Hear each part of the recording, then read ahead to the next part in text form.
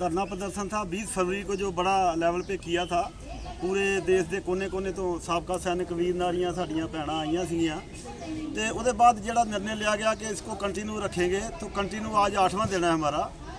और इस धरना प्रदर्शन में हमारी डेली की डेली जो है गिनती बढ़ रही है। देश के कोने कोने से लोग जागरूक हो रहे हैं और इधर पहुंच रहे हैं। जैसे जैसे आपके सोशल मीडिया के थ्रू जड़े हमारे जड़े संदेश जा रहे हैं, हमारे साबका सैनिक जो दूर दराज बैठे हैं, पहाड़ों में बैठे हैं, कहीं गाँव में बैठे हैं, वहाँ तक आपका जो सोशल मीडिया के थ्रू चैनलों के थ्रू जा रहे हैं। सानू इस बात का बड़ा मतलब दिल में सिकवे हैं कि हमारे को ना तो नेशनल मीडिया ने कवर किया आज तक। 20 फरवरी को इतना बड़ा है जो लाखों के तादाद में जड़ा इधर आए थे लोग, हमारे को कवर नहीं किया।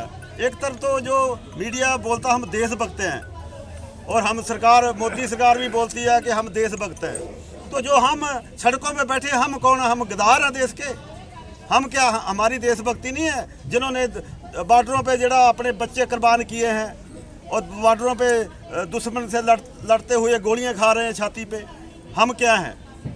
हम ही तो वहाँ से गुजर के आए हैं जो हम अपने हक मांग रहे हैं, समानता का अधिकार मांग रहे हैं। हमारे को हम नहीं बोलते कि हमारे को अधिकारियों के बराबर पेंशन दो, उनके बराबर हमारे को तनख्वाह दो। हमारा मेन मकसद है कि हमारे को जो रिस्क फैक्टर है, जो अलाउंस है वो बराबर करें, पे फैक्टर बराबर करें, MSP बराबर करें, डिसेबिलिटी बराबर करें। तब भी हमारे को ORP का जो गुण गा रहे हैं सरकार के, हमने दे दिया है। हम भी बोलते हैं कि सरकार ने दिया है, हम नहीं मुकर रहे। हम ये भी बोल रहे हैं कि सरकार ने फंड भी अलॉट किए हैं, लेकिन उसकी बंदरबाट हुई है। इसी करके जो रोष है हमारे JCO जवानों में, तो वो रोष की वजह से जो अभी डेली जरा हम एक कंटिन्यू धरना कर रहे हैं। ये हमारी एक वर्कशॉप है जहाँ से जो भी देश के कोने कोने से लोग आ रहे हैं और जहाँ से शिक्षित होके आगे जाके गाँव में देहात में अपने लोगों को जागरूक कर रहे हैं। तो हमारा ये काफिला बढ़ता जाएगा। ये हमारी शुरुआत है। अभी हम हमारे को महीना 2 महीने साल 2 साल बैठना पड़े, हम जहाँ से नहीं उठेंगे जब तक हम अपने हक नहीं लेके उठेंगे। जैसे कि हम ड्यूटी के दौरान बॉर्डरों के ऊपर पाए हम शहीद हो जाए लेकिन पीछे नहीं हटते। अब ये भी हमारी मतलब ज़िंदगी मौत की लड़ाई है। अगर हम जहाँ से उठते हैं हम अपने को सैनिक नहीं कहलाएंगे। हम अपने हक की मंगा वास्ते आए हैं, अपने संवैधानिक तरीके से हमने हक लेने हैं, ना कि कोई ऐसा कोई मतलब गलत करके प्रचार करके या सरकार के विरोधी भी नहीं है हम, पर हम सरकार से अपने हक की मंगा संवैधानिक तरीके से मांगने आए हैं। इस करके जेड़े पहले एजिटेशन हुए हम अधिकारियों के पीछे लगे हुए थे, लेकिन अधिकारियों को ये सोचना चाहिए था।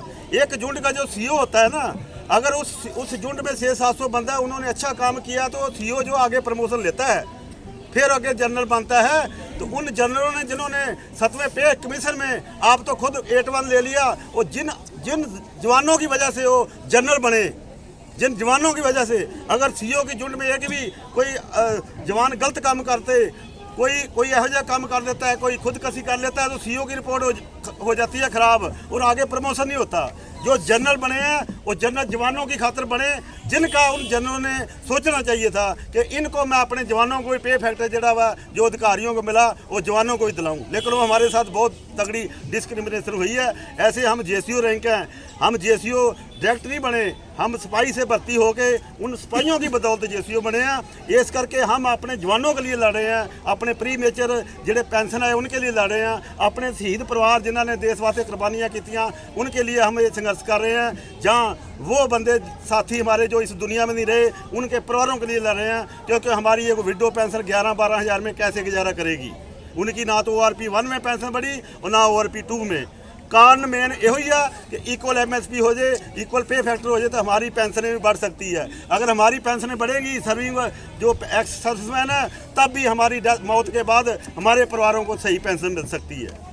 दूसरा, जब आदमी जी डेथ हो जाती है तो वो जी पेंशन, वो विडो की पेंशन 1/3 हो जाती है। साडा ये भी मुद्दा कि उन्होंने पेंशन जो एक्स सर्विसमैन ले रहा है उसके मरने के बाद भी उस विडो को वही पेंशन मिलनी चाहिए ताकि वो अपने बच्चों का पालन पोषण कर सके।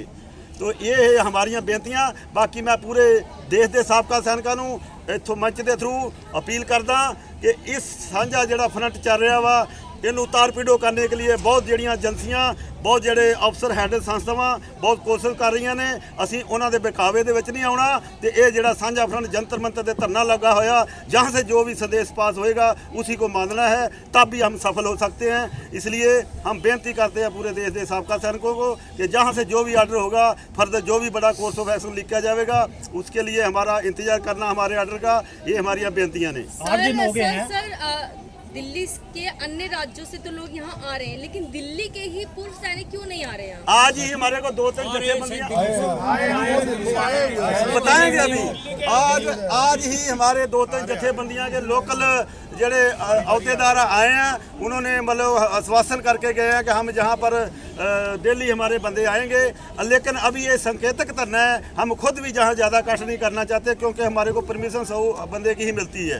जैसे ही कोई बड़ा कोर्स ऑफ इलेक्शन लिखेंगे, हम जितनियाँ भी जथेबंदियाँ जो 20 को आई थी उसके अलावा भी जो अभी हमारे को आके समर्थन दे रही हैं वो हमारे साथ में है।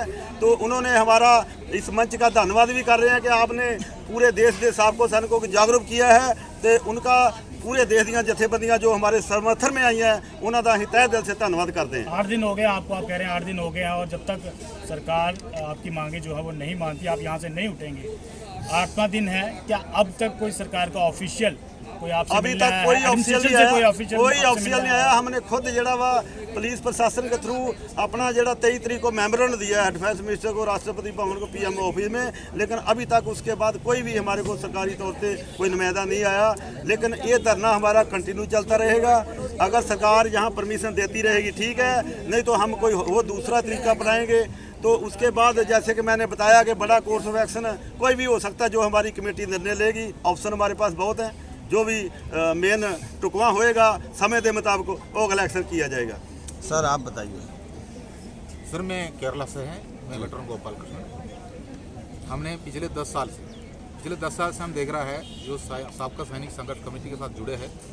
हम बहुत दूर में बैठा है, तो सोशल मीडिया द्वारा ही हमारा सारे मैसेज वहाँ पहुँचता है, जो काफ़ी प्रभावित है हमारा जो केरल वासी, जो कि ये सही मुद्दा हमारा जो जवान जेसीओ के जो भी प्रॉब्लम्स है वो सही मुद्दा सरकार के सामने सबका सैनिक संघर्ष कमेटी ने रखा है। पहले बार उन्होंने यहाँ एक एजिटेशन रखा 20/2/2023 को, आपने यहाँ देखा है पूरा जंतर मंतर भर चुका था। हमने भी आए थे, हमारे केरल से भी काफ़ी लोग यहाँ भाग लिया था। उसके बाद वो एक दिन के लिए तो चला गया था।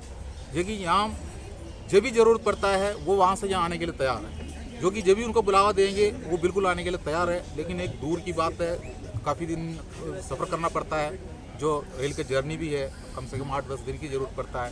छोटे मोटे नौकरियां करता है, रोजी रोटी है उनमें, और उसमें हमारा जो कमांडर भी जो होता है जो सिक्योरिटी एजेंसियों में, वो भी हमारा सेना का अधिकारी है। तो इसलिए वो ये नहीं चाहता है, क्योंकि उनका अगेंस्ट एजिटेशन नहीं करके सोच रहा है। लेकिन हम कोई सेना का अधिकारी का अगेंस्ट में कोई एजिटेशन नहीं कर रहा है, जो कि हम पॉलिसी के पीछे एजिटेशन कर रहा है। आप पूरा जो हमारा चार्ट को देखिए, उसके अंदर कितना वेरिएशन करके रखा है। जो हमारा जो उनका बेसिक पे जो भी है, उनका डीए जो भी है, हम उसको पीछे बात नहीं कर रहे हैं। वो उनके लिए आतरेज है, उनके लिए लागू है। जितना भी सरकार बढ़ा दे उनके लिए, हम उसके लिए थाली बजाता हूँ और भी बढ़ा दे। लेकिन हमारा जो चीज़ हमको जो दे रहा है, जो मल्टीफैक्ट जो हमारे लिए जो उसमें जो हमको लेके जाके उनका गुना करके लेकर आता है, तो अफसरों के लिए एक ऐसे जो प्लेटफॉर्म बना दिया वो उसके लिए बहुत हैवी 553% उनके लिए और हमारे लिए 350%। अब ये अन्याय है ना, जो हमारा अगर मल्टी फैक्ट जो भी है वो सही ढंग से देना चाहिए था। ऐसे दिया होने से हम लोगों को आज इधर बैठना नहीं था। और एलेवेंस भी जो होता है, जो हमारा जो भी रिस्क है, जो रिस्क हमारा जो रिस्क एलेवेंस जितना भी होता है, उसके ऊपर कोई भी समझौता नहीं होता है। वो हर एक के लिए एक ही होता है। अगर हम ट्रेन में अगर सफ़र करता है, फ्लाइट में अगर सफ़र करता है, अगर कुछ हादसा हो जाता है, कोई अनहोनी हो जाता है, तो उसमें अधिकारी भी बैठा होगा, कोई जवान भी बैठा होगा, कोई मजदूर भी बैठा होगा, लेकिन सबके लिए मुआवजा एक ही देता है। लेकिन हम सेना के अंदर हम रहते हो, हम बॉर्डर पे सबसे पहले हमारे जवान रहते हो और अफसरों की हिफाजत करते हो, वो जंगल में हो, ट्रेंच में हो, टेंट में हो या अपना बंगला में हो, उनका बाहर भी हमारा ही जवान उसके लिए पहरी देता है। लेकिन MSP की बात आ गया तो जो इसके लिए जो यूरोपियन राज्यों में एक जैसा रखा हुआ है, तो कम से कम जो ऑफिसरों के लिए एक अलग है, PBORs के अलग है, 2 प्लेटफॉर्म लेके आया हुआ है। तो हमारे लिए उनके लिए इसमें अलग ये नहीं होना चाहिए, क्योंकि वो एक ही होता है। क्योंकि वो जोखिम का एलिमेंट है, सबसे ज़्यादा जोखिम हम नीचे वाला रैंकों को होता है, जो जेसीओ जवान का होता है। लेकिन जो सुरक्षित रहता है उनके लिए दे दिया सबसे ज़्यादा, पीछे से गिनती कर दी है।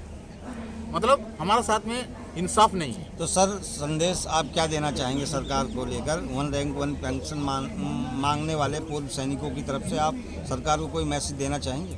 हम सरकार को ये मैसेज दे रहा हूँ, सरकार के पास हमने सारे निवेदन दे चुका है, सरकार को इसके बारे में पूरा जानकारी भी है, जो उसको ठीक से पढ़े, ठीक से देखे। हमारा जायज़ बात है, हम कोई अन्याय नहीं ले रहा, हमने देश का सेवा की है, हम अपना मांग रखा है। हमारा मांग के ऊपर ध्यान रखिए, हमारा जो निवेदन को पढ़िए और ध्यान से पढ़ने के बाद हमें अगर बुलाना है तो बुला लीजिए। उसके बाद उसको सीधा जो ठीक तरीके से ओरिजिनल तरीक़ा से उसको इम्प्लीमेंट करिए, वो हमारे लिए इंसाफ है। अगर नहीं तो हमारा जो पीढ़ी भी उनको माफ़ नहीं करेंगे। Thank you sir. थोड़ा एक नारा लगवा दो सर। 1 मिनट। हाँ सभी लगाओ, सभी।